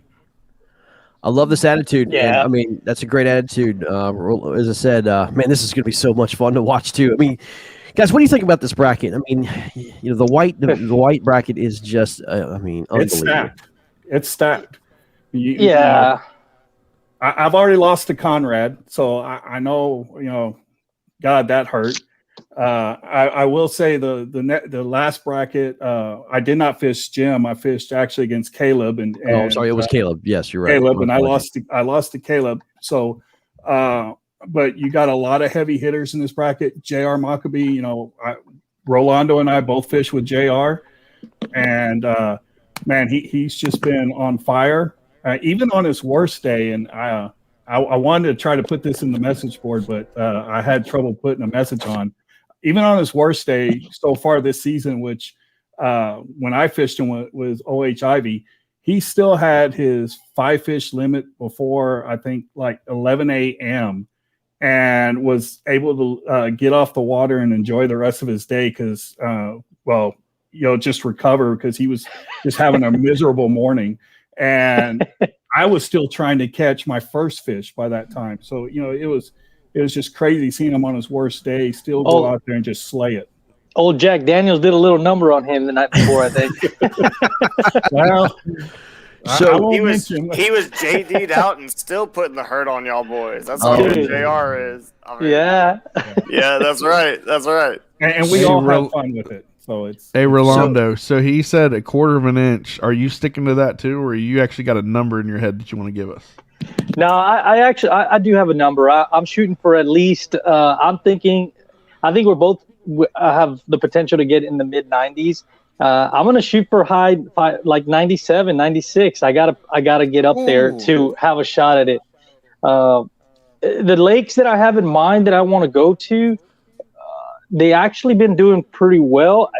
My issue is that I haven't been able to get out to it, but I'm following them very closely. I'm watching what the guides are doing. I'm watching other people what they're doing, and they're getting some fish out of it pretty good. So I figured I think I can go into it blind and get the job done. But Glenny, I mean, I know he's put some big bags in the past before, and I don't know, man. It could be, like you said, it's going to be a close one, I think.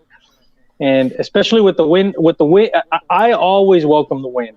The windier it is, the more I like it. Of course, there's a line you got to draw where it gets a little too ridiculous. But sure. And I fish in 15, cause sustained with 20 gust. I'm okay with that. Yeah, that's great. That's a great mindset. Bring it on, right? As a crankbait fisherman, I welcome that as well. Love it. For sure. I have a question for you guys. So, putting this back together and knowing the fact that we have an Elite 8 event that's going to be live, we've got your gentleman down in San Antonio area. We have got a gentleman in Maine, and we got another guy in Utah. I mean, you guys thought about that before you made it, and just imagine yourself going to the Elite Eight. I mean, you ready to travel? Absolutely. Yeah. We'll have to do what we got to do to get that first spot. So. Yeah, I mean, absolutely. very And what's well great could about the see Elite Eight is you're one of traveling them. and you're going to make a paycheck no matter what. So Yeah. you know you're going to make money. You know what I mean? Before you get on the road. So yeah, it's gonna be interesting to see what happens. But well, guys, best of luck to you this weekend. Stay safe out there, guys. I know you guys are used to the wind, but we've seen a lot of guys right now, struggling and putting themselves in pretty ridiculous conditions to fish. But man, I'm looking forward to this one again. I mean, every matchup in this bracket is going to be very interesting to see what happens, and possibly 2 over 95 in these two gentlemen. Yeah, I'm hoping. That's what I'm shooting for. A pleasure, guys. Be safe Saturday. Clap them up. Do what y'all do. Thank you. Likewise, Blake. Thank you. All right, Daniel. See you guys. See y'all. See you, Roland. Todd. Take care. Yep. Man, 2 first-class guys right there, man. You know what I mean? Totally classy. Oh, yeah. Love it. And to back up, a little bit about what Rolando has done since the beginning of the year for the anglers that, we're just talking about it, but let's speak numbers. How about a 4th out of 40? Well, no, hang on. An 8th out of 103 at the first Cats event on Decker. A 21st out of 196 Lake Fork Bass Nation Series. And the TKC on Hubbard Creek, 2nd out of 29. I think every single one of those bags, he was over 90 inches. He killed it on Hubbard Creek, man. He had something going, man. Yeah, he's the guy's dangerous. Well, if it comes to live event, watch out. Watch out. Yep. I want to check something here real quick. Yes. Yeah, okay. Yeah, I'm right. Great stats, Todd. So, I'm going to show you something real quick. I don't know if the camera can see this, but is this Jason Campbell nude or what are we looking at here? Nope. I'm going to see if Sorry. I can get you this. I don't know if I can see this, but right there, you see. I don't know if you can see that or not. That is my Final Four. I can't. Greg, you're gonna have to. I can see like sweet and then nothing. Sweet 16. Yeah, Sweet 16. And you have to zoom in a little bit. My Final Four. No, you're gonna have to tell us. I am. I'm going to tell you. My Final Four. It looks like it says JR. JR on top. Taking on. And it says Rolando. Orlando. And I have Orlando Nandon coming out of the white bracket. That's the Elite Eight to the Final Four. Greg, our brackets look a little different. Final Four, I've got Rolando Nandon winning the white bracket. Yeah, he's a hammer. I don't blame you. Yep. Don't blame you. That's who I have. I'm just giving a little preview of what's going on. I remember that gauntlet, that huge gauntlet. Yep. I've got Rolando Nandon winning. I don't know if I can go against my boy Silas. Well, we'll get into that later. But that's just a little preview of what I got going on. Anyway, I like it. Yeah, that's my confidence. So, all right, moving on to the next bracket. Here is Jason Campbell versus Doc Acosta. All right, on count of 3, y'all ready for this? 1, 2, 3. I know Jason's here. Soup. He's on mute. Yeah, he's coming in. Mr. Jason Campbell taking on Doc Acosta. What's going on, champion? How you doing?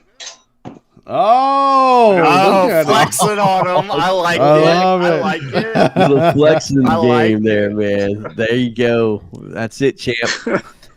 So, no, you're the real people's champ. I mean, Clifton Allen and Marcus Coates can just going down the road. You are the people's champ. Everybody loves Soup, man. Everybody loves Soup. And dude, you look like you've skinned down, man. Looking skinny there, bud. Yeah, thank you. Yeah, all thanks to that KBBT fishing fit. Yeah, man. Nice. Dude, are you feeling better? You do look like you've lost like 20, 30 pounds. Oh, I feel good. Yes, sir. I feel good. Ready to go. Well, good, I was man. basically saying I could whoop your ass right now. You probably could. Me? I don't fight. I'm kidding. I get destroyed, man. Campbell's a man's man. I get wrecked. I need to get that Columbia PFD hat like y'all got. That's cool. I've got 3 of them sitting up in the brand new ones in blue wrappers. Yeah, we're not. We're not. We're not sponsored by Columbia, but it's just a Not yet. comfortable hat. Not Not yet. yet. No, I'm just saying, Not like yet. that. So nice. Oh yeah, yeah, for sure. Well, Soup, man, you got Dr. Costa coming up, man. First round, man. That's a tough draw that you have, man. I know you're not taking it Doc's lightly, bringing his army. but Soup, dude, I've been watching you catch a ton of tanks, man. You were on the same order that Jim Levere was last weekend. My goodness, dude, your confident level has to be pretty all-time high, but I know you're not taking this one lightly. Talk about your matchup this weekend, bud. No, sir. Yeah, actually, I'm more nervous with this one than I have been with any of them. I know Doc can put up some numbers, and I know I have a guess where Doc's fishing at, and that's a place that I want to fish really, really bad. So I know there's some tanks in that place, and so yeah, yes, sir. I'm kind of iffy on this one. No, I understand, man. I understand. I mean, I would be, I would be a little concerned as well fishing on Doc, but you've got the confidence, you got momentum. You are a defending champion here coming through, man. You've been through the grind, and dude, you've won with a quarter inch. So those tight matchups. You're used to it. You have not choked under pressure whatsoever. So you've got to take that experience and let that carry you through, right? Right. Yes, sir. Oh yeah. No So doubt. Jason, when you saw the brackets, I know Greg's been asking this question, but I want to steal it this time and ask you, what did you think about the bracket when it came out and when you saw a 7 next to your name being a previous champ? Oh, say I'm partial to 7. You already know that. So, I was honored to be at least number 7. So, great attitude. It's stacked. The whole thing is stacked. It's even all the way from first down to 16 or whatever seed is. All these guys are great anglers. They're good fishermen, and it's going to be interesting to watch all the way through. And I'm super excited. I cannot wait. Campbell, I gotta ask you the same question I asked Brockelman. Why are y'all not signing up for more live events? Y'all been hammering in KBBT. Y'all been hammering. Well, has a lot. And I want to. I want to start doing more live events. I want to start doing more, national events and stuff like that. It has a lot to do with financial deals and time, to get away and take off of work and go to these places and travel and do all these things. So, I mean, that's the main thing for me. I mean, I would love to. Trust me, I would love to. I'm foaming at the mouth to. I mean, I'd love to whoop your ass in some live events, man. I would like for you to whoop my ass in some national events. No, I'm just kidding, man. Last time I said that to Brockelman, he beat me, so I can't even say that. But here's the deal, man. I mean, I'm not afraid to fish live events. I love live events. But here's what's so great about this particular format and this tournament series is, it's made for those anglers that have look, everyone who's in these brackets are super competitive. They love to compete. If you don't love to compete, don't even sign up. But a lot of these guys, like Jason, can't go out and spend the time or money to go out in these live events. But it allows you to facilitate. I would say a lot of us have something in common, especially in our ages, right? Gen X. We grew up playing sports. And as you get older, you have a family, and time goes on. You just don't have time to play those sports, but you still love the competition of it. This allows every man and woman who's ever competed to blow off some steam, compete in a way, and feel like there's a self-accomplishment. Either win or losing, you still have that competitive nature, and it's a good alternative for not being able to fish live events, but you still have that same satisfaction, so to speak. And absolutely, Greg. And I'll say, and listen, again, I love live events, but I'll also say this: some people have said, again, live events are supreme, but some people said that this is a tougher challenge than any live event they've fished. Greg, I'm not denying any of that. I just this was me going at my local Texan Jason lives like an hour and a half from me, and I want to compete against him more. Like, I know. Him and Brockelman both. Don't get Brockelman off the hook now. Like I want to face both of them guys more. I mean, they're such outstanding KBBT anglers, and I mean outstanding. Well, then that's what Blake. I mean, that's what makes you, unique too, to the fact that you want to go against these guys. You know what I mean? And a lot of guys will like, okay, they look at the names on the list and like, oh man, I can't believe I got to compete against these guys.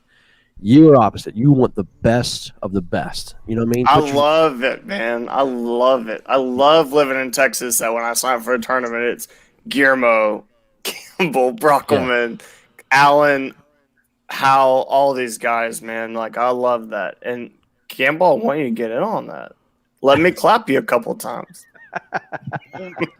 Well, I got to be the underdog, so let me be Another thing about the whole KBBT thing that is why it exploded is a lot of the guys that you've seen in the early brackets were guys that nobody'd never heard of, right? Absolutely. It was just your local little regional. It was a regional type. Like Greg knew his Virginia guys and the East Coast guys, and Marcus knew his guys from North Texas and Arkansas, and I knew my guys from the North, and it's kind of like all these guys that really didn't have the time to travel for their jobs or, the financial situation and everything. That's how this started and what it catered to.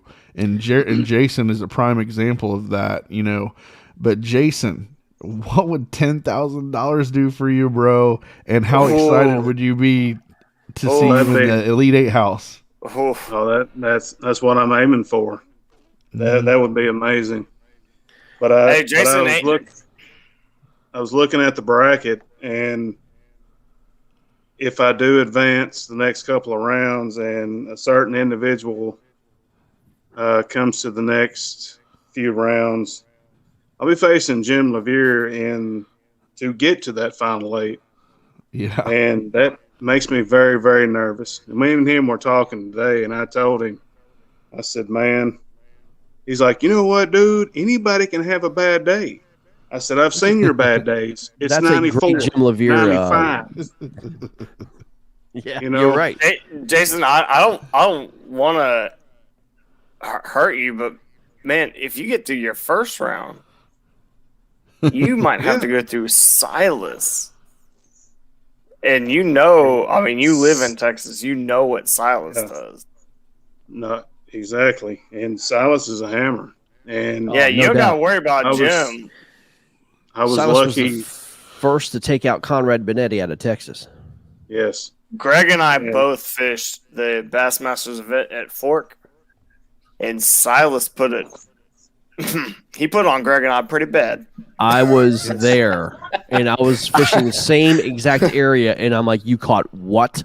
Where? Yeah. I'm like, dude. I was just going to say, to say it nicely, Greg and I both experienced Silas catching a nice bag.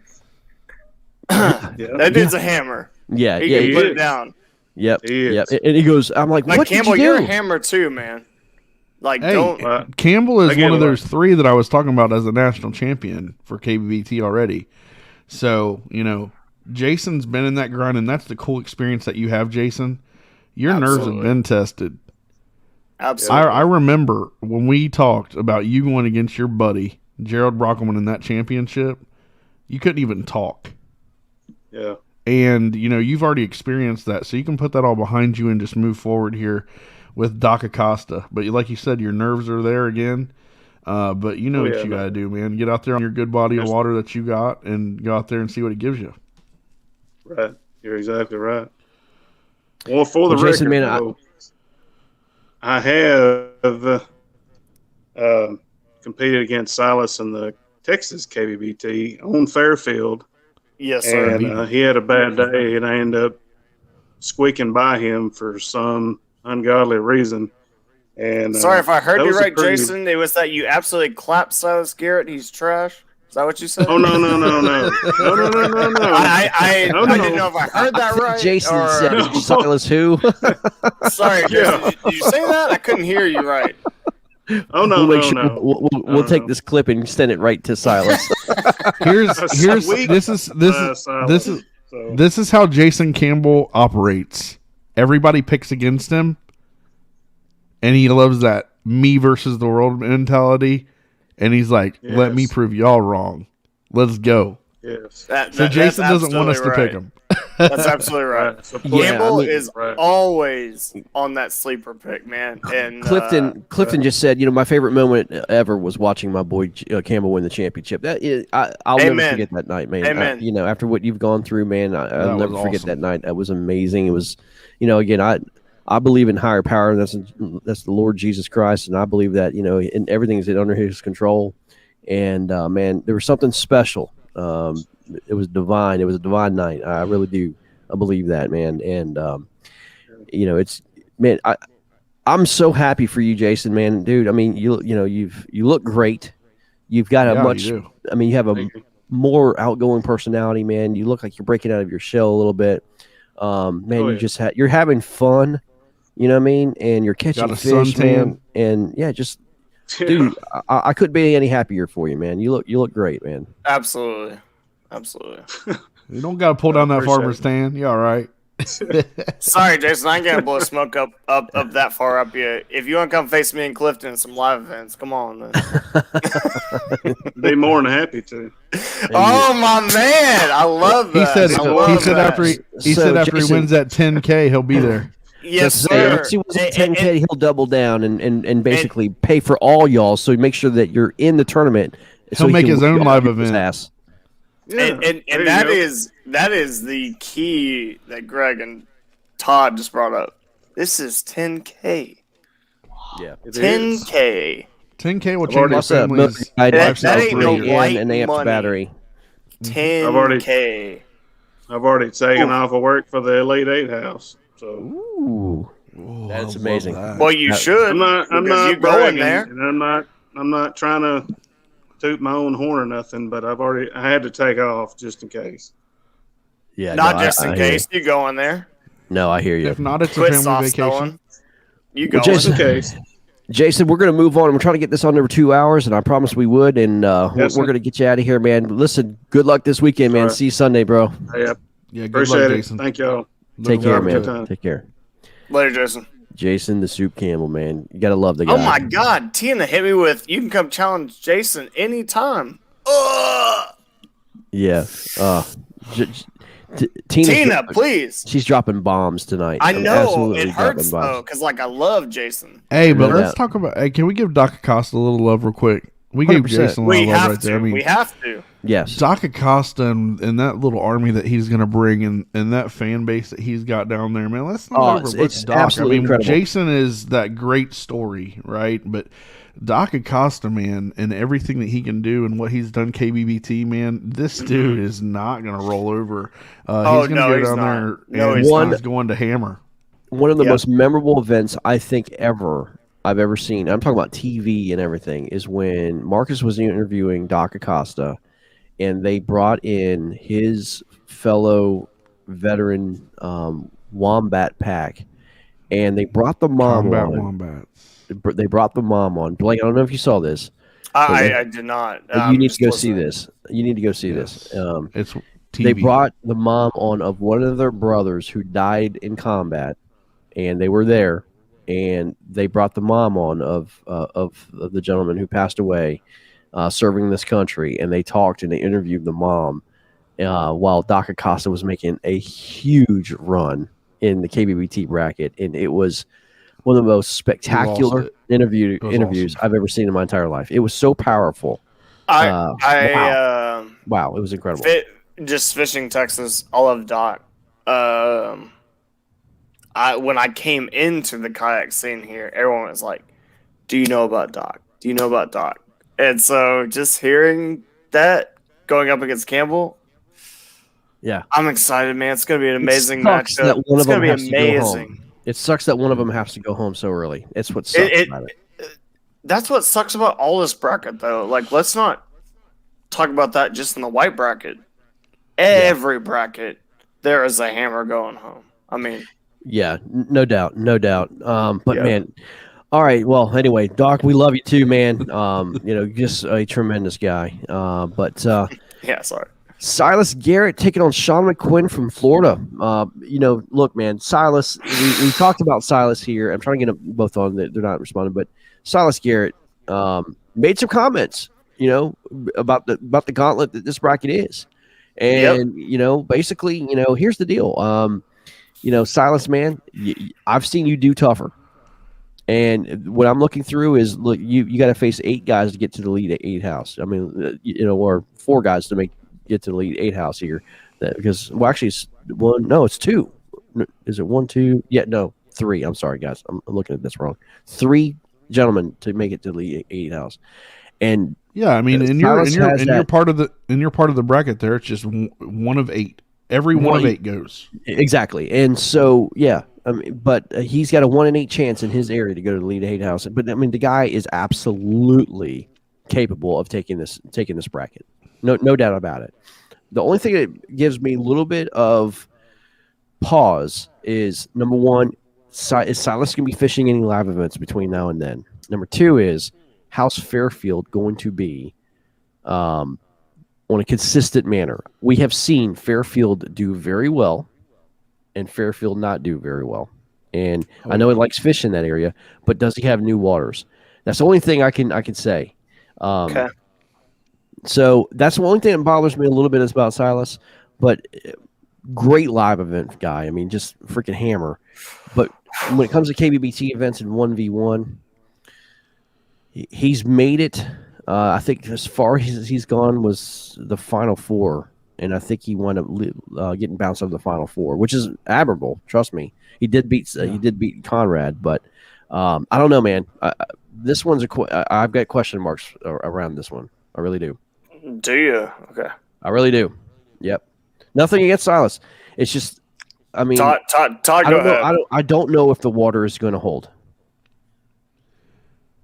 I mean, we've been talking about how Texas is about to catch on fire, and if you're putting one of the best anglers in Texas, arguably, in this bracket, I'm going to disagree with Greg and say Silas is going to find them just like everybody else is going to find them. I mean, I think that he gets by McQuinn here, and I think that he moves on, and I like his road. I love that second round potential matchup versus either Doc or Jason. And I like Rolando coming out of that north side. I mean, Levere is going to give him hell, and I think it's going to be either Nandon or Levere versus either, I mean, Campbell or Garrett. Honestly, is how I feel that those are going to face each other to go to that Elite 8 house. So I think Silas Garrett's got. I don't think that the road overall looks crazy hard. I don't know. I mean, that's just because of what Silas can do and what we watched him do. I think that he can easily as a number 2. I mean, he's a number 2 seed in this bracket for a reason. Oh, I mean, we sat here and he is the number 2 seed, so he is the favorite to come out of this bottom side, as Conrad is to come out of the top side. So yeah, we ranked him this way, and I feel strongly about that. And I think that there could be some upsets here, but I don't think that McQuinn over Garrett's one of those. And, we're going to see what the second and third round bring. Sean's out of Florida. He's not done that well with KBBT. Again, it's kind of an unknown right now. I mean, I wish we can get Sean on and really get the chance to meet him. But, hey, kudos to him. He's ready for this challenge, and he is the 15 seed out of this bracket, but he is in Florida. And anybody can find that fish in Florida, man. So I don't know if he's got enough power in terms of fish length to beat Silas. But again, dude, you just never know. So I totally agree with all of that. I do want to say for Silas, if he makes it to the 8, big if. Everybody better be a little afraid of Silas. He is not what we call a typical KBT guy. Man, he's got some live event dangerous in a live event. If he makes it to the dangerous in a live event, it's fair. Extremely dangerous. He becomes basically your favorite to win it all. I wouldn't say a favorite, but man, I do. he is a. I don't know, man. Derek Brundle. Todd, let me tell you something, man. Derek Brundle. Some of those guys. They're hammers in live events. Silas I think throws. it depends where we go.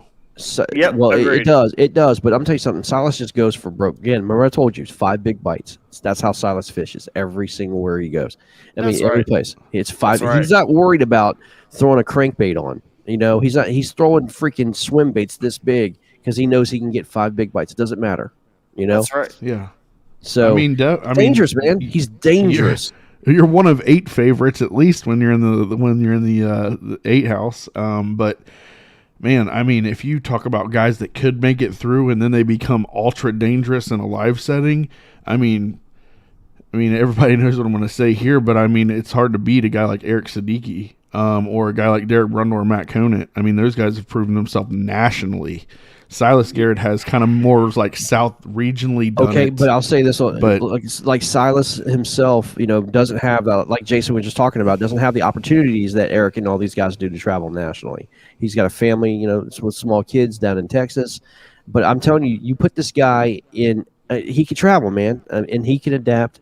He's dangerous, man. And I'll tell you, if he was able to travel, and he did come up to, was it Fork? Yeah, he went to Forkers in Texas. Did very well, but I mean, if he was able to travel outside Texas, I think you would see Silas Garrett's name among the top. I I'm would not 100% arguing agree that. with that. I'm just saying that we've not got that sample size of Silas Garrett. We have yet. it, yeah. But Silas, I mean, talking to you, like, I'm not saying that you're trash outside of Texas because I have no idea. I'm just saying that, you know, as we were talking about favorites. I think that more like a Brundle or a Conan or a Siddiqui or a Wartraw or guys that are like more have traveled more, you know, nationally. Those guys. Can you imagine if we have a Silas Garrett versus a Derek Brundle matchup in the Final Four? What I am saying, to Todd's point, anybody out there picking your bracket, you got a Brundle versus Silas matchup. It'd be hard not to pick Brundle. But don't sleep on Silas. Like, I mean, he is. Yeah, I mean, and for these other guys to know, He's got to get there, though. I mean, as I said, we've seen again. This is just going back to previous experience. Silas needs to manage his water better. Absolutely. And here's what he did: he blew out his water with Conrad. He beat Conrad, but he then put up 60 inches the next day to make it to, and lost that next round. So that's what can happen with him. And again, if he manages water better and he does, you know, continually, because I mean, look, this weekend you fish one day. Next weekend, once you get to the round 32, you go to the Sweet 16. It's back to back. And so that's going to be the test if Silas can get through that. And we all know that. I mean, Greg, as you're saying, like, that is the ultimate test. Can you get through it back to back? And, for me, I just I got some confidence in my Texas boys. You know, I mean, I know. I feel like I've fished against Silas enough live events. Man, he's got that water. But when we're talking about a national level, neutral water, him versus Derek Brundle. If Brundle makes it through his bracket, if Silas makes it through his bracket, my God, be one are you hell of a talking about a matchup. KBBT heavyweight knockout round? Yeah, I mean, be awesome. Wow. Be awesome to see. Wow. Well, yeah, as I said, guys, it's gonna be great, for sure. And you know, Greg, I mean, just again, this bracket was put together so well. And these guys, you know, are all hammers in every matchup in the first round. Doug Wilson's round, a all the way 5 through seed, Doug Wilson's a 5 seed, and Jim Levere is a 6 seed, this bracket's stacked. Oh, hang on. So Levere, Benetti, we have 4 national champions. What am I talking about? We got 4 champions in this bracket. Yeah, 4. Because Levere. Yeah, but Levere was in a won. short bracket. He was in the 32. It doesn't matter. You still got to get through it. No. Yeah. Yeah, he made it through, and he is a champion. He has a #1 trophy, and 4 champions come out of the white bracket. Yeah, it's good. Sorry, only guys. 4. I mean, Sorry. no problem. only Yeah, no 4 of them. problem. We've only had Yeah. 5 ever, I think, right? No, I know, Right. I know. Yeah, exactly. It's crazy. It's crazy, but somebody's gonna have to win, man. Somebody's gonna have to do it and get through it. And it's needless to say, possibly whoever survives the white bracket probably will be your champion. Maybe, man. Live water is a different event. I mean, it really is. You guys know that. it is. But I mean, guys, these guys are. I mean, they're seasoned anglers. So I don't know. We'll see. We Guys, will see. that's it for tonight. We are Orange right tomorrow. below 2 hours, and we have orange bracket tomorrow.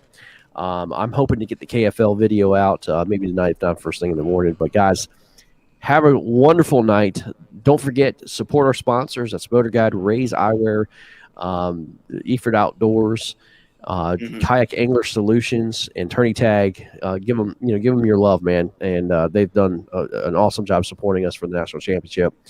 Blake, another great job tonight, man. Thank you, Todd, as well. Yeah. And thank you guys for sticking in there. Great. It was a great lot of views on tonight. A lot of. Yeah, Oh my Blake, God! What a fun bracket to break down. I mean, Todd would agree. Thanks for your input, man.